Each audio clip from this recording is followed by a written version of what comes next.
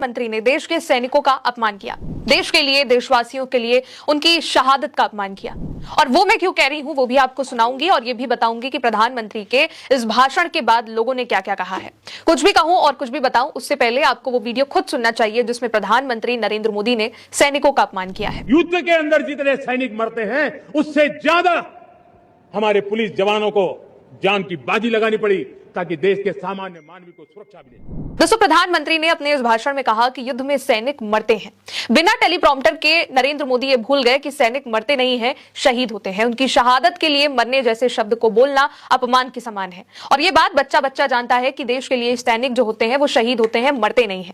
प्रधानमंत्री नरेंद्र मोदी कहते हैं कि युद्ध के अंदर जितने सैनिक मरते हैं उससे ज्यादा हमारे पुलिस जवानों को देश की सुरक्षा के लिए जान की बाजी लगानी पड़ी। दोस्तों, 15 अगस्त वो दिन है जिस दिन हमारा देश आजाद हुआ और उन वीरों को याद करने का भी दिन है जिन्होंने देश को आजाद कराने के लिए अपनी जान न्यौछावर कर दी। सरहद पर खड़े उस हर शूरवीर सैनिक को सलाम करने का दिन है जो दिन रात इस देश के लिए खड़ा है। लेकिन इसी दिन प्रधानमंत्री जिस भाषा का इस्तेमाल करते हैं वो सोचने पर मजबूर करती है कि इस तरीके से सैनिकों का अपमान क्यों किया गया। एक बार फिर से उनके उस भाषण को सुनिए। युद्ध के अंदर जितने सैनिक मरते हैं उससे ज्यादा हमारे पुलिस जवानों को जान की बाजी लगानी पड़ी ताकि देश के सामान्य मानवी को सुरक्षा मिले।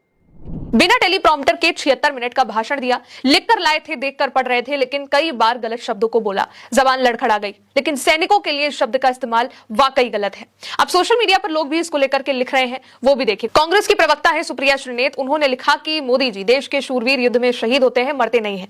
लेकिन ये बात वही समझ सकता है जो बलिदान और शहादत जानता हो। आपका उससे कोई वास्ता नहीं है। आपने तो बनिया सैनिक से ज्यादा साहसी होते हैं जैसी ओछी बातें तक कही हैं। शर्म कीजिए, शहादत का सम्मान करना सीखिए। एक यूजर ने लिखा कि युद्ध में सैनिक मरते नहीं है मोदी जी, युद्ध में सैनिक शहीद होते हैं। लाल किले की प्राचीर से देश किसी प्रधानमंत्री ने सैनिकों की शहादत का ऐसा अपमान नहीं किया होगा। एक यूजर ने लिखा कि टेलीप्रॉम्प्टर के बिना मोदी जी का ज्ञान सामने आ जाता है, उन्हें इतना भी भान नहीं है कि देश के सैनिक मरते नहीं, शहीद होते हैं। एक और हल्कापन, जिस मंच पर रहते हैं उसकी तारीफ दूसरे को कमतर बताकर करते हैं।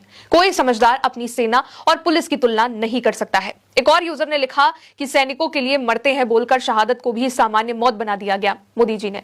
जिनके भाषणों में राष्ट्रवाद की गूंज होती है उनकी जुबान पर जवानों की शहादत का सम्मान भी होना चाहिए। जवान सीमा पर जान देता है, सत्ता में बैठे लोग शब्द से नहीं सम्मान से जवाब दें।